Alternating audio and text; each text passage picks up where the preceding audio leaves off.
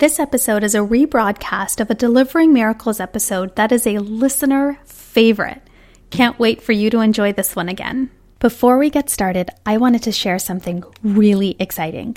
For the first time ever, there's finally a book specifically for women with high-risk pregnancies and how to manage your stress so you can have a healthy pregnancy even if you've got complications.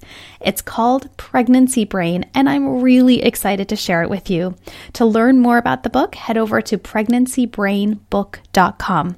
That's pregnancybrainbook.com. I can't wait for you to check it out. Delivering Miracles is a proud member of Parents on Demand, a network of high-quality shows for families like yours and mine. Download the free network app on any Apple and Android devices and listen to your favorite episodes on the go.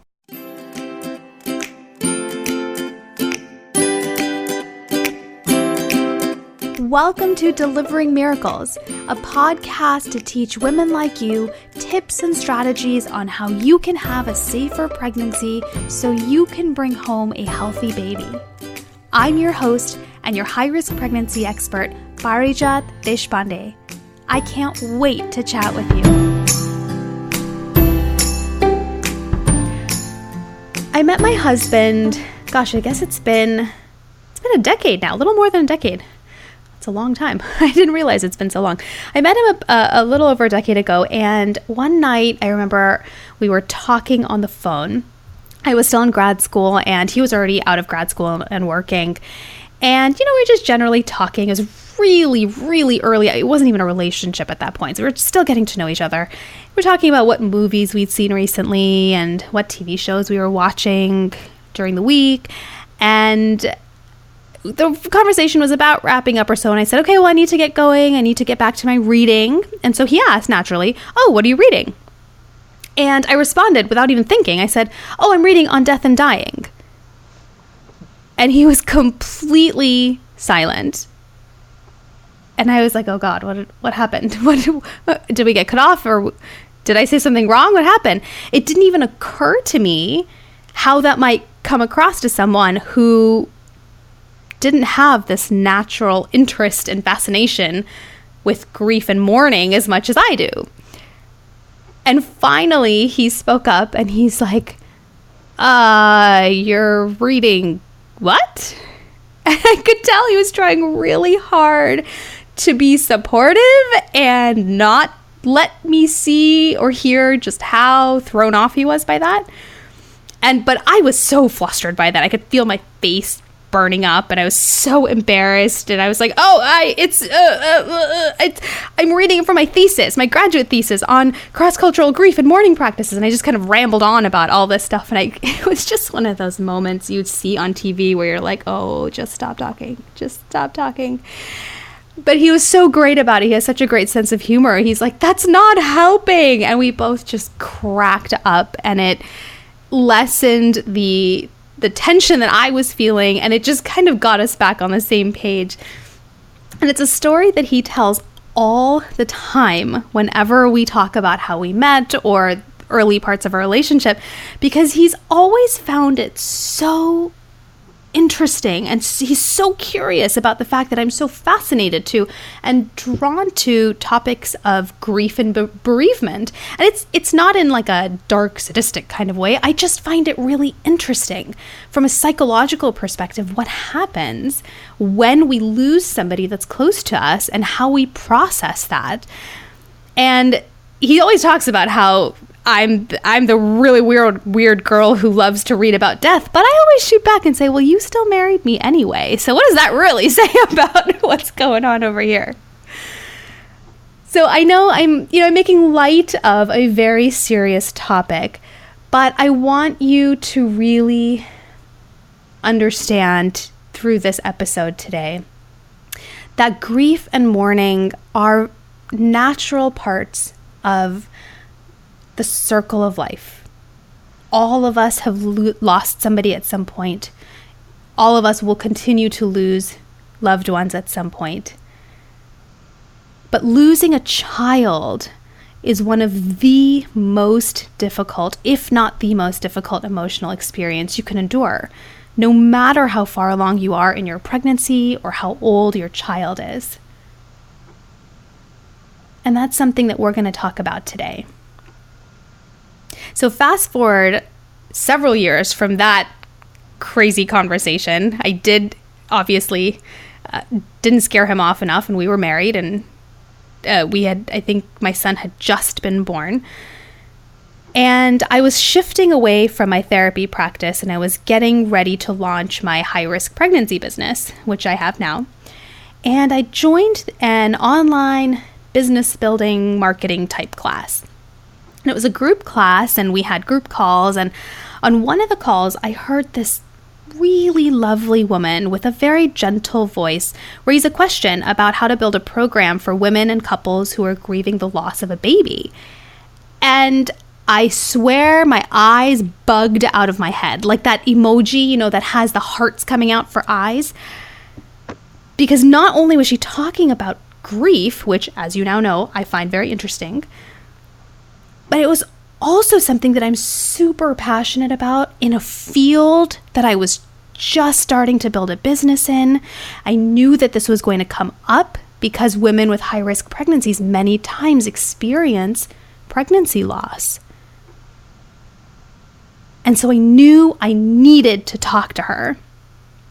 And as you'll see, she was also motivated to expand her career just like I was because of her own personal experiences. And she realized that required unique and specialized support.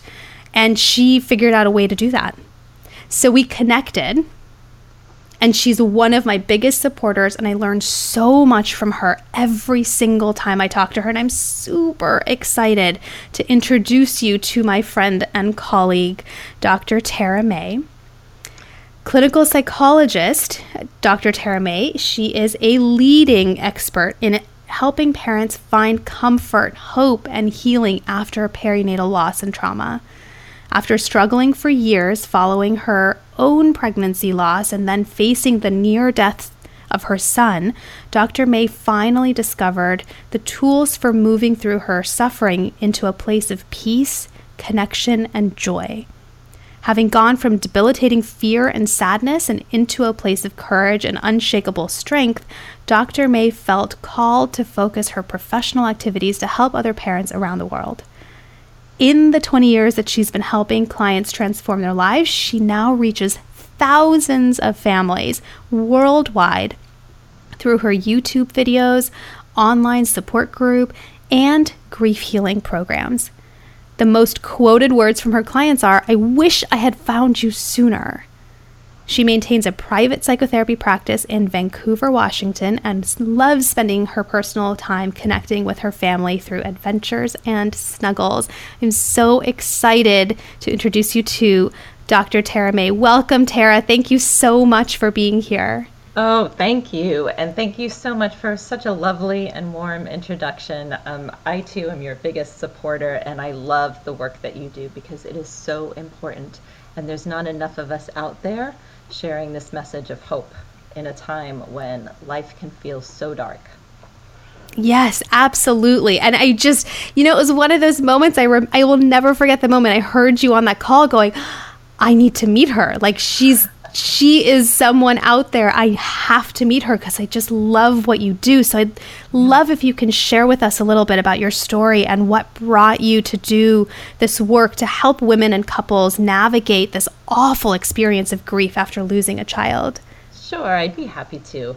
So I personally feel that I have the best job in the world because I get to accompany people during the literally darkest moments of their life and into a place where they can move through suffering and really find meaning and purpose and joy and healing in their lives. And that's, to me, that's amazing.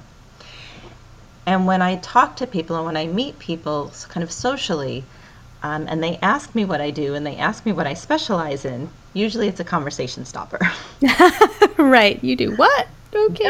No one wants to talk about death, and no one certainly wants to talk about babies dying. Right. It's really not about the natural order of things.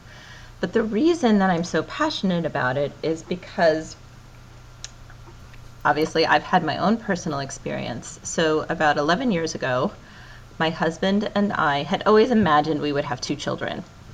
And, and when you're young and naive, you just assume that whatever you want is going to unfold that way. And so I prepared for getting pregnant and ate all the right foods. I avoided anything that might have been even remotely unhealthy because I was going to give this baby the best environment possible.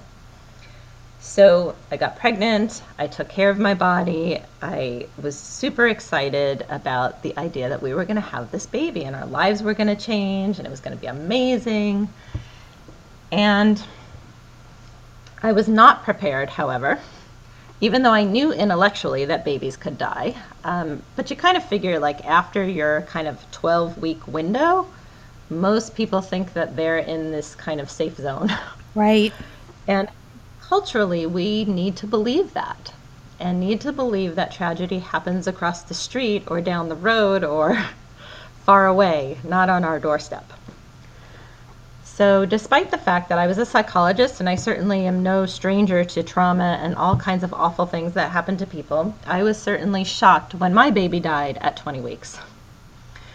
I was not prepared for that. And I was not prepared for feeling crushed emotionally. I mean, when people say their lives felt shattered, I finally understood exactly what that meant. I couldn't imagine how we were going to pick up the pieces. I couldn't imagine how we were going to actually create the family that we had envisioned because I couldn't imagine going through it again. There must not have been even a word to capture how you felt. Because devastating, awful. I mean, they just seem so light in comparison to what that must have felt like. Yeah. I mean, I was mowed down emotionally. And it was pretty shocking, actually, the level of grief and feeling out of control, crying. I literally, and I tell my clients this all the time, I basically wore sunglasses for the first 3 months because I cried constantly. Yeah. If I didn't have a client in front of me, I was crying. It was that awful. And I knew that it was life-changing, and I didn't want it to be. And I say more about that. I'm curious about how you knew it was life-changing, but you didn't want it to be. Can you expand on that a bit?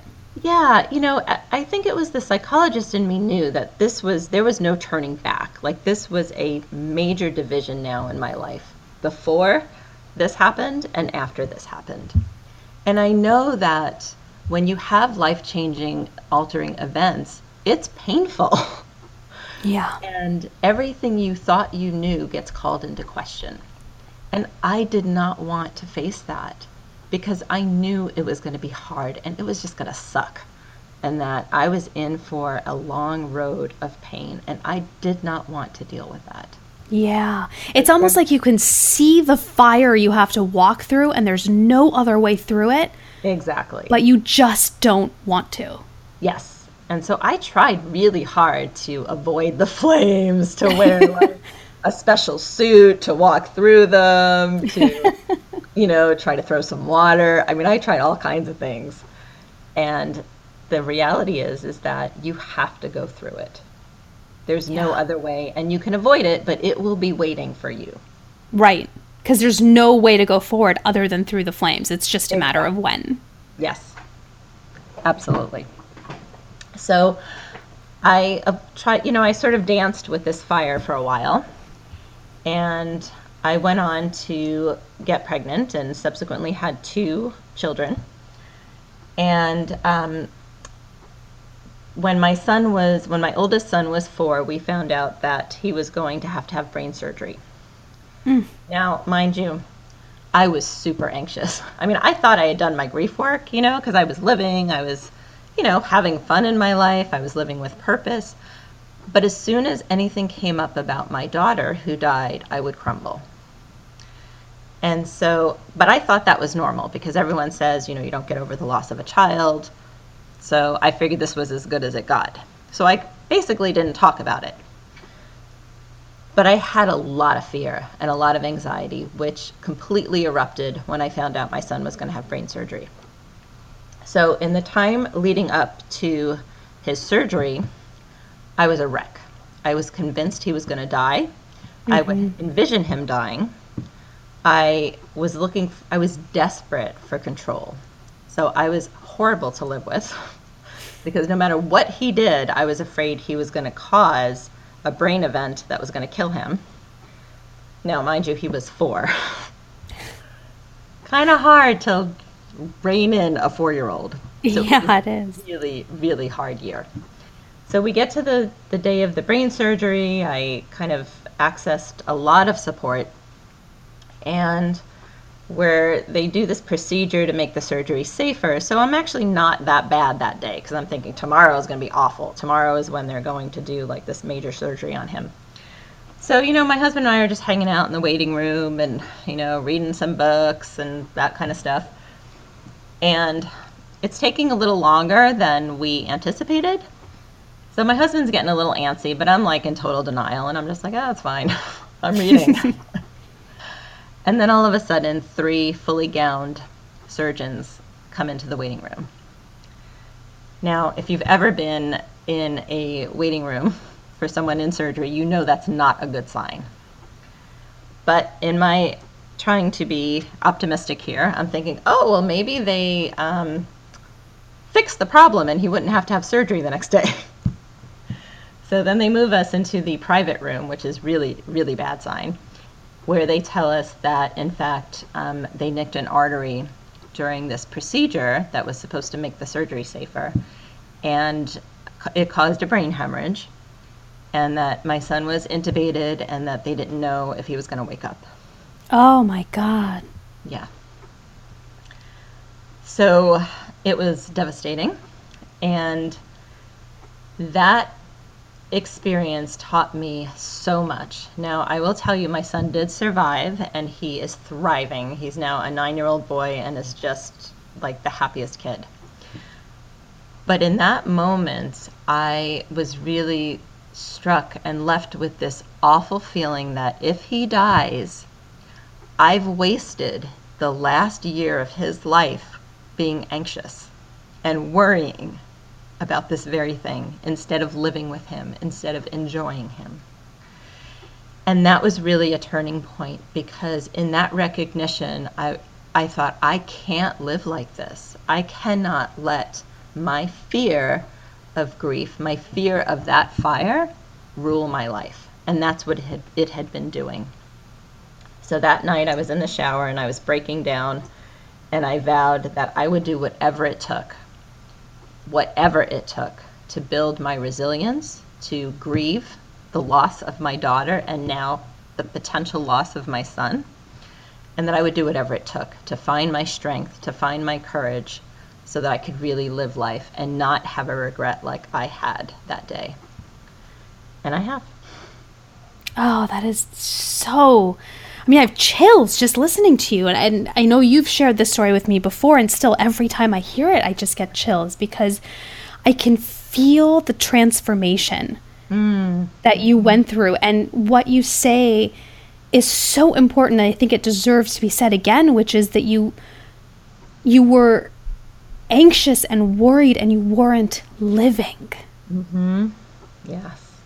I mean, that just is so powerful to me, because I think you're right that so many of us are so afraid of grieving, or don't want to, or don't need to believe it's not something we need to deal with. Yeah.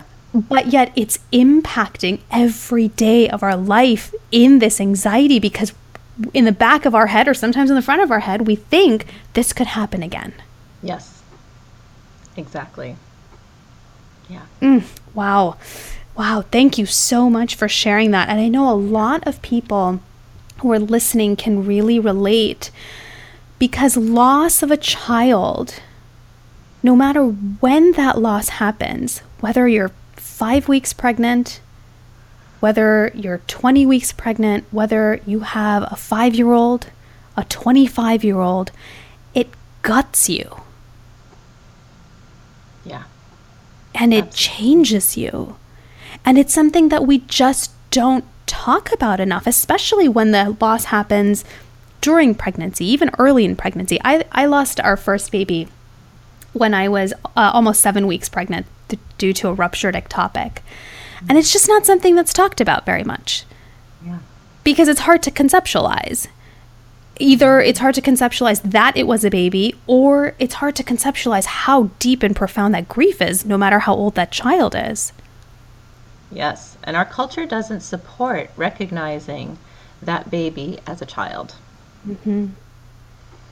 And so Right. people will say things like, well, you can have another, or at least you didn't get to know them. Right, right, which is, oh God, that's an awful thing to say. Absolutely. And parents hear it all the time. Yeah. And that they're on guard. They want to avoid social interactions because they know those comments are coming. Absolutely. Yeah.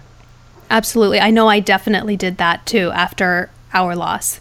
I just didn't want to tell people because I didn't want to hear what they had to say, because it would just hurt too much. Mm-hmm. Yeah, absolutely. So given that there's, the culture isn't as supportive of being able to talk about this, it's prime breeding ground for developing myths about grief and grieving around losing a child. What are some common myths that you hear that you can correct for us today? Sure. So probably the biggest one is, so most people have heard of Elizabeth Kubler-Ross, and she wrote On Death and Dying, and she is the one that first outlined the 5 stages of grief. And as a culture, we've taken that and we've taken it and ran with it. And, for many, many years, there's this idea that there are 5 stages of grief, and you go through each stage, and it's linear, and then you're done. And that is probably the biggest myth. And if, I would want the listeners, if nothing else, to learn this, that is not true. There are not 5 stages of grief that are linear, that you get through and you're done. Elizabeth Kubler-Ross wrote those from her observations of people's reaction to hearing that they were going to die, that they had a life-limiting illness, and that's how they coped with grief through these 5 stages, and then it ended because the person died. Right. So there was no time for more stages. Exactly. They were not meant to describe the person who is trying to cope with their loss. But again, I think as a culture, we like things to be neat, to be, we want to have control. And so what's more attractive than knowing that you have 5 stages, you can check off which stage you're at, and then you'll be done. We like that, but it's not true. So there are no 5 stages of grief. Thank you for saying that. I'm so, so glad that you brought that up. That is so, so important. There are no 5 stages of grief. All right, what else have you got? That time doesn't heal. Oh my gosh, yes. I can't tell you how often I say this to people. Thank you. Yes. So we seem to think that if we just wait long enough, that we're good and that we will heal. I mean, certainly time will allow you to get back into your routine. They will allow you to put your mask on more securely, but it will not heal you.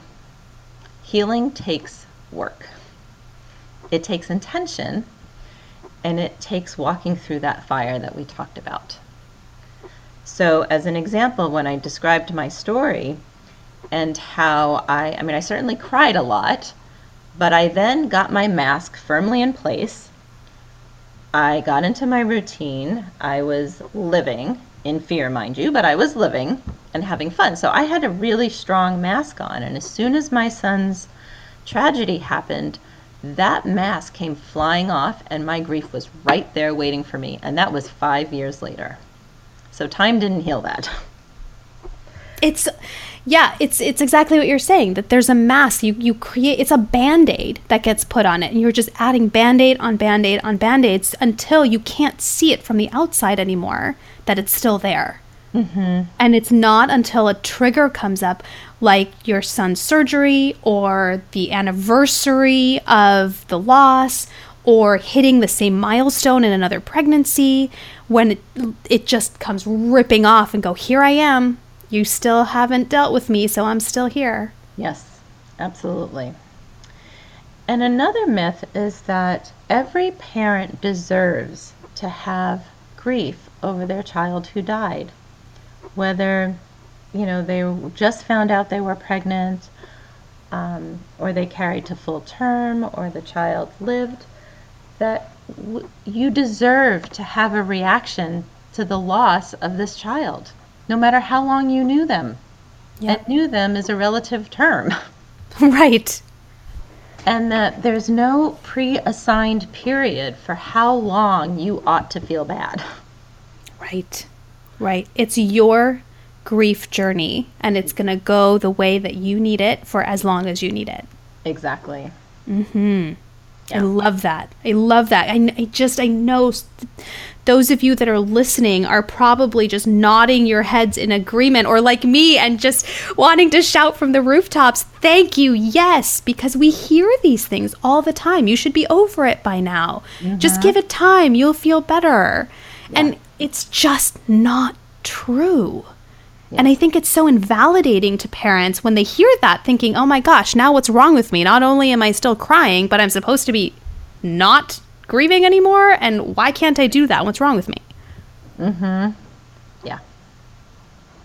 Absolutely. One of the questions that I get a lot, and to be honest, this isn't something that I had expected to hear so frequently, is what's the best way to grieve the loss of a child?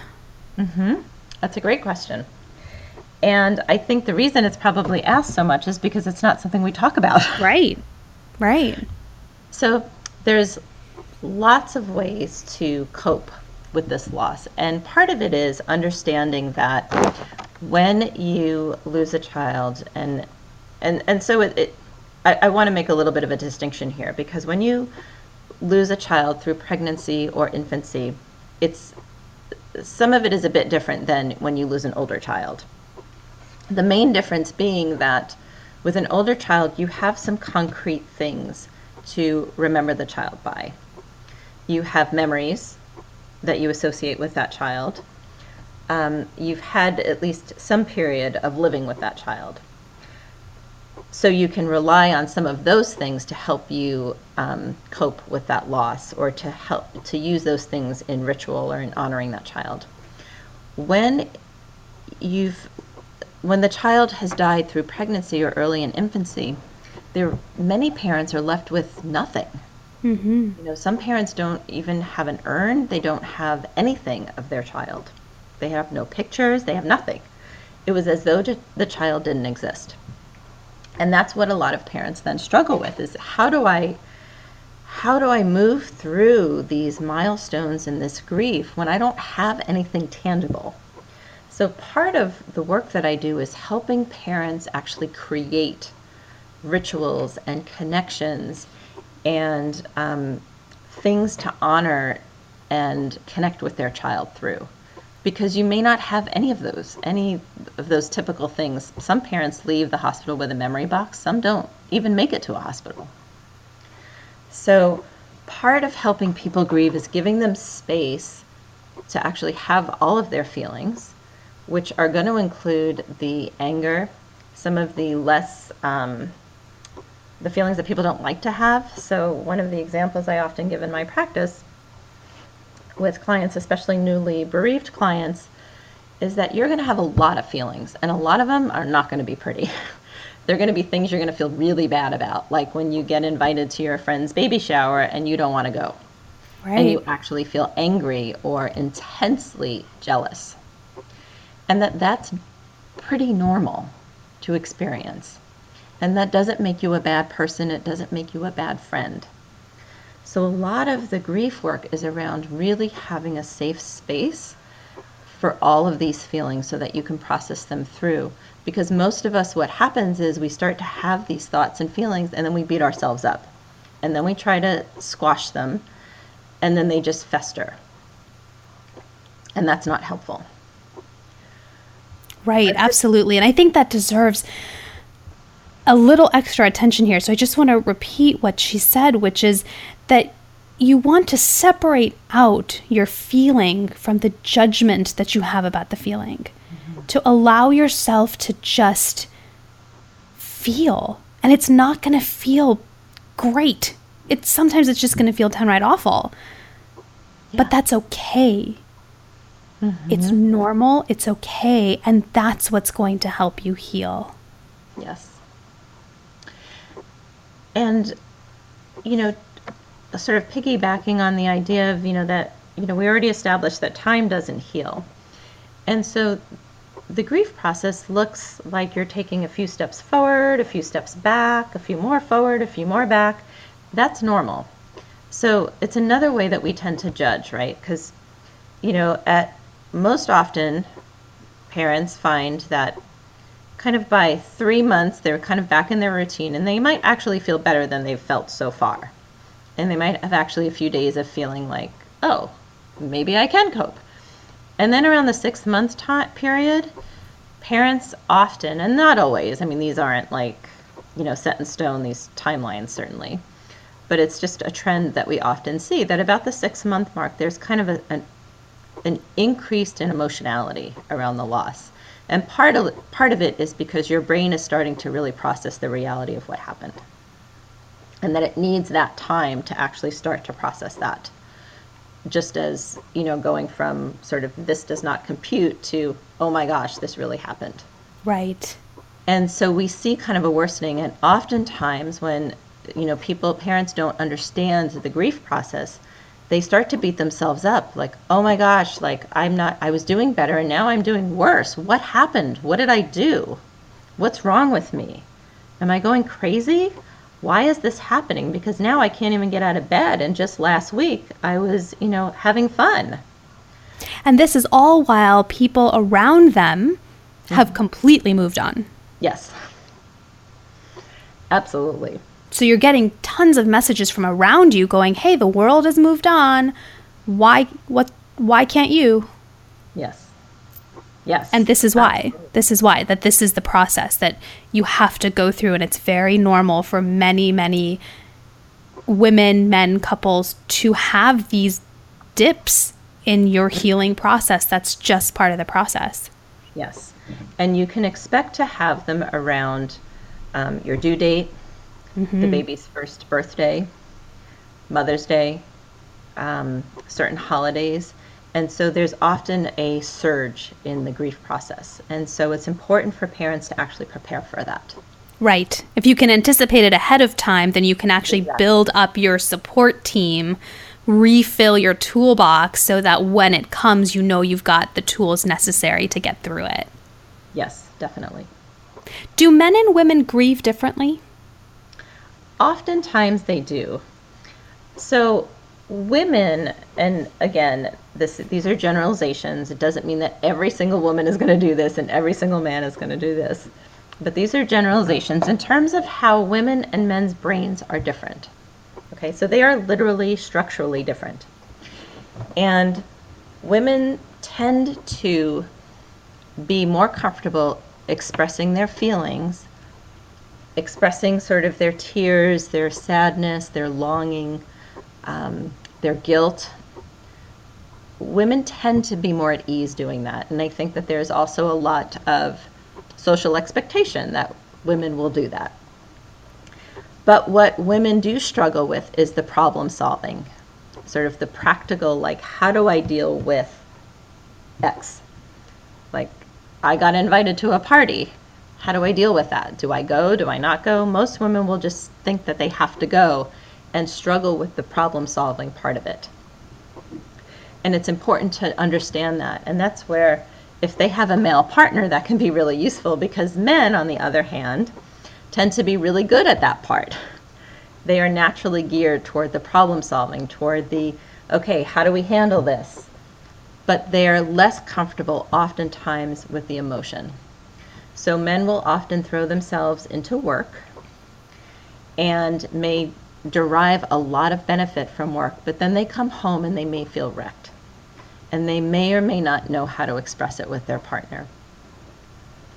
Women, on the other hand, may have a bit more struggle with their attention and their concentration, and may struggle with kind of how to process those emotions in a way that moves them to a place of purpose and meaning. I love that. I can definitely relate to that. When we lost our first child, there was a baby shower that I was invited to, and I knew I didn't want to go. Yeah. I knew I couldn't go. I would be a terrible guest at that baby shower. Yeah. But you're right. I felt the sense of obligation that, well, she's my friend and I should go. And I'll be honest with you. This still happens to me today because I did not carry to term. And so seeing a woman pregnant after 24 weeks still hurts sometimes. And especially seeing her at a baby shower, which is something I never got, still hurts sometimes. And so it just shows that the grief, while I've gone through the process and I'm working through it, there are still moments where it does come up. And it does help to have my husband kind of brainstorm with me to strategize and go, okay, how can you get out of it? How can you think about it so you won't feel guilty about not going? How can you think about your own health and healing as the priority so you know that there's nothing to feel guilty about if you say no? And couples can grow together through their grief. And some couples struggle more. And part of it is when they have a hard time understanding how each person grieves, because their grief may look very different on the outside. Right. And there can be a lot of misinterpretation, misunderstanding about why that is. And that's when couples, may tend to struggle more. And it's really important at that point to get some outside support so that the gap doesn't keep getting wider and wider. That's a really great point. And I'm glad you brought that up about at what point should you reach out for support. And this is definitely one of them, because you want to make sure that this doesn't impact your relationship long term. Yeah. And I imagine this is the case even if it's a same-sex couple, that even if it's two women or two men, still two individuals process grief so differently. Absolutely. And I know for us, for my husband and I, what worked after we lost our first was to come up with a key word, or like our own word that was basically, that meant I'm feeling it right now. I'm in the thick of it. Just love me right now because I can't do anything else. Yeah. And that really helped, because even if we didn't have the words to describe what that emotion was or what those thoughts were, or we just didn't want to get into it at the time, that was kind of our way of connecting with each other, going, it's happening. So just be with me while I'm going through it. That's beautiful. Lovely. Yeah. So, gosh, I could chat with you for hours about this. And I know that our listeners have so enjoyed everything that you've had to say. For those of you that are listening, I hope what you're taking away from this is that your grief journey is yours. And no one can define it for you. What it looks like, how you feel it, how long it takes. It's yours and nobody else's. So honor and embrace the grief that you feel, because that's what's going to help you heal. Tara, what are your final words of hope for couples who are listening today and are in the thick of it and are grieving the loss of a child? Yeah. That there is light at the end of the tunnel, and you are absolutely not alone. There are so many parents that have traveled this journey before you, that are traveling it now, and that will travel it in the future. And you don't have to do this alone. And you're not expected to know how to do it. There are lots of resources to help you through. And if there's ever a time to give yourself lots of kindness and love and extra help, now would be the time. Because this is life-changing, and it is possible for grief to be a journey about self-discovery, not just suffering. I love that. I love that. Where can people find you if they want to know more about the work that you do? Yeah, you can visit my website at www.taramay.com.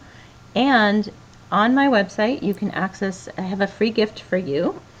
It's an ebook on moving through suffering after pregnancy and child loss. So there's lots of great information. I know we only covered a little bit here. You will get a lot more of that in the ebook, so I invite you to go ahead and claim that if you'd like. So it's www.taramay.com. Fantastic. Thank you so, so much for being here today and sharing your story and your wisdom and so much great information for everybody that's listening, because there's so many people that experience this in one form or another, and I so appreciate you being here and talking with us. Thank you. Thank you for having me. It was an absolute honor. Oh my gosh, I'm shaking in just feeling so moved by this conversation. There's something so magical and so beautiful about having somebody put words to an experience that you feel like you can't talk about, that you feel like you're alone in. And to just know from somebody who's been there personally, who supports people professionally, and just to hear those words that you think about every night when you go to sleep, or when you're wide awake and you should be sleeping because you just are feeling it in your bones. To know you're not alone, to know that this journey is yours. There's something so amazing about that. I really hope that you feel that empowered too after listening to this. It's your journey. It's your loss. It's your process. No one can define it for you. No one can tell you how long it's going to take and what form and what shape it's going to take, because it's yours. So honor it and embrace that grief that you're feeling, because that is what's going to help you ultimately heal. One of my favorite quotes by Desmond Tutu is, "Hope is being able to see that there is light despite all of the darkness." And I hope today's episode has given you that. Thank you so much for joining me here today. If you want to know more about how to cope with grief, how to get through pregnancy after loss, or if you'd just like to talk to know more, feel free to schedule a consultation on my website, parijatdeshpande.com. Also, I'd love to stay in touch, so follow me on Twitter or Instagram at Parijat Desh. That's PARIJATDESH. Nobody wishes to lose a child, and it is one of the most awful experiences that any parent can experience and go through. But you are not alone. There is light on the other side of this, but you do have to go through that fire. You have to honor and embrace it. You've got to work through it, but I know you can. Take it one day, one step at a time. You can do this.